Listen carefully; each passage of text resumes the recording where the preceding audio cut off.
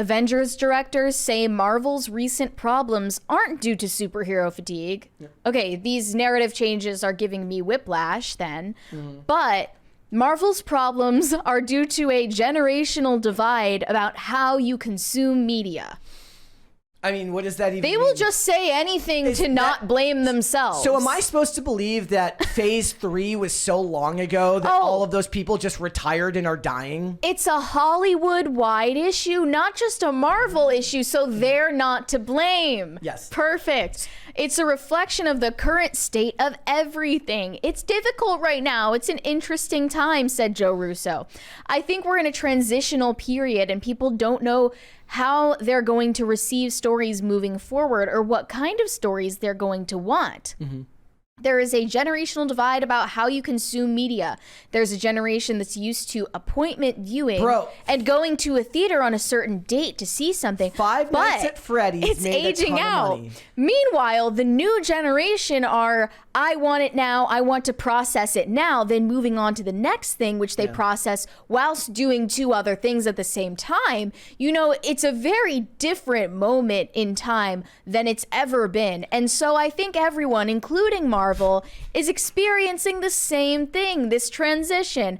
And I think that really is probably what's at play more than anything else that we could be to blame for.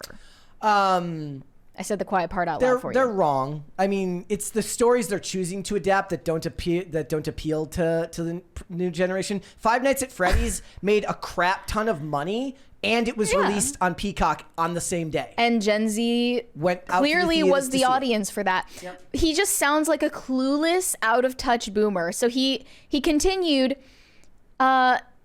this new generation of moviegoers communicates largely through memes and headlines with nobody reading past 2 sentences, so everything's 100 characters or less, or 10-second videos on social media that you swipe through. So the 2-hour format structure that goes into making a movie is over a century old now, and everything always transitions. So there's something happening again, and that form is repetitive. But it's hard to reinvent that form, and I think this next generation is looking for ways to tell their own stories that service their own sort of collective ADHD. Well, that's not working, because if the idea here is that, like, what, they're not going to theaters now, but they will watch stuff on streaming. Well, that's not true, because nobody's watching the Marvel TV shows. And are you telling me that Phase 3, that Marvel Phase 3 was so long ago that all of those people suddenly died off? They just died. They're gone. Oh yeah, and then Gen Z just materialized out of thin air and showed up one day. Let me guess. How far down that statement until he says it's COVID's fault? It's COVID's fault. Well, let's hear some more cope from Anthony Russo. He said superhero fatigue has nothing to do with superheroes in particular. It's just fatigue in general.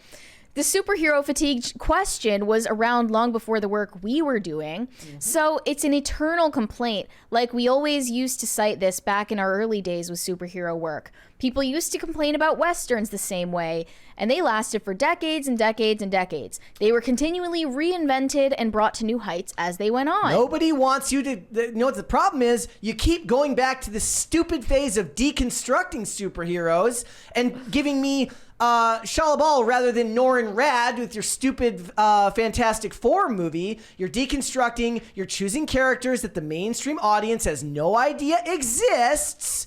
This is a writing problem. It's an ideological problem. It is not an audience problem. If you don't think that people won't show up for another Captain America movie that was like Winter Soldier, rather than whatever they're doing with Brave New World, where you race swap him and put in Falcon instead of Captain America, just because it was done in the comics for a couple of runs, nothing to do with it. Go back to the traditional characters. They're retooling like a blip on the radar. This is not rocket science. Into a $1 billion movie. Ideology prevents them from doing the simplest formula that they know will work.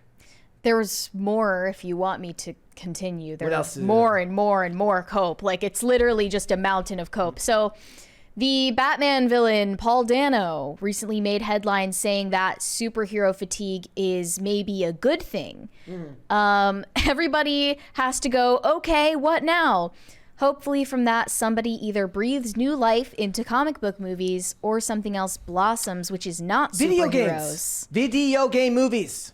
It's gonna It's be video bad, game yeah. movies. That's what it is. You're on the outskirts here. What else? What my hope would be that you enter kind of a golden age for video game movies, and they become more selective about the comic book movies they make, so that you get less of them, but better ones. The issue, I think, with that idea, as nice as it would be to have a golden age for video game movies, it's that the fan base for video games is just as hated as the fan base for comic books or superhero movies. Hollywood hates them. From Hollywood's perspective, it's literally the same people, might as well be, and it's mostly that they hate males, and specifically white cis straight males. So it really doesn't matter, because they're gonna F it up anyway if it's for the same audience in their eyes. And then there's Joseph actually a Quinn- very long history of failed video game movies, just as there is for comic books. Joseph Quinn, who is playing, who's he playing in Fantastic Four again? I don't remember. I think he says Johnny Storm. Is he playing Storm? Okay. Yeah, So he's I already forgot everything past Pedro Pascal. he recently said that he's not concerned about superhero fatigue as he gets ready to make his debut. He said, with the story of Fantastic Four, it feels like we want to get this right. There are aspects of it that are very different to other Marvel films that felt very compelling to me. And again, going back to who's involved, Matt Shakman, of course, the director, is brilliant. The cast and the script is brilliant. It's really brilliant. I'm delighted to have this opportunity. So it's all just really brilliant. So it's all going to be fine. Sure, it's going to be great. I heard like the same thing from, what is her name? Nia DaCosta about the Marvels. Another before that came out. It's all really brilliant. And what it's did she all great. got? She got some big promotion now too. Like great. her next project is failing upwards as well. Amazing. Yep. We'll have to wait and That's see. the But name of the game. Again, like, we'll always be able to dissect these excuses that really boil down to either the writing was bad or the studio interfered so much they wouldn't let us write what we wanted, and then inserted a bunch of junk that ruins our production. If you went back and you remade another movie like those original Russo brothers Captain America movies, or Avengers Infinity War, or Spider-Man No Way Home, which even though there are still people who criticize it as nostalgia bait, drew a ridiculously huge audience post-COVID, okay? There is money to be made with Spider-Man. There always will be. Yeah. It does not matter what generation we're in, because Spider-Man is omnipresent in culture. It does not matter if you're young or old. Dudes will grow up and want to be like Spider-Man, to be like Peter Parker. He just has that effect on people. He does. and he's a merch cow anyways. Yes. I mean, that's what you use Spider-Man for. So. Thanks for watching. Listen to full episodes of Pop Culture Crisis on Spotify. Keep up with us on social media and make sure you subscribe and ring that bell so you never miss the show. Bye, guys.